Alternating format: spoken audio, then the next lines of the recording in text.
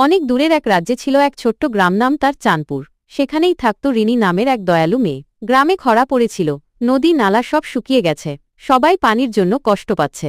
একদিন রিনি জঙ্গলে কাঠ কুড়াতে গিয়ে দেখতে পেল একটা ছোট পাথরের নিচে লুকানো এক পুরনো কলসি। কলসিটার গায়ে লেখা, যে হৃদয় পবিত্র সে পাবে জল।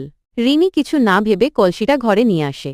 হঠাৎ দেখা গেল কলসিতে জাদুর মতো টলটলে পানি। যতই পানি নাও তা শেষ হয় না।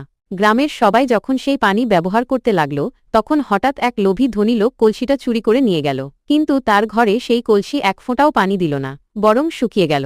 সে রাগ করে কলসিটা ভেঙে ফেলতে গিয়েছিল। ঠিক তখনই কলসির ভেতর থেকে এক জ্যোতির্ময়ী নারী বেরিয়ে এসে বললেন, শুধু ভালোবাসা ও নির্লোভ মনই পারে জাদু ধরে রাখতে। সেই দিন থেকেই রিনি আর কলসি গ্রামের গর্ব। আর লোভী লোকটি বুঝে গেল, সত্যিকারের শক্তি লুকিয়ে থাকে ভালোবাসা ও সহানুভূতিতে। বার্তা: দয়ালু মন সবসময় জয়ী হয়, আর লোভ শুধু সর্বনাশ ডেকে আনে।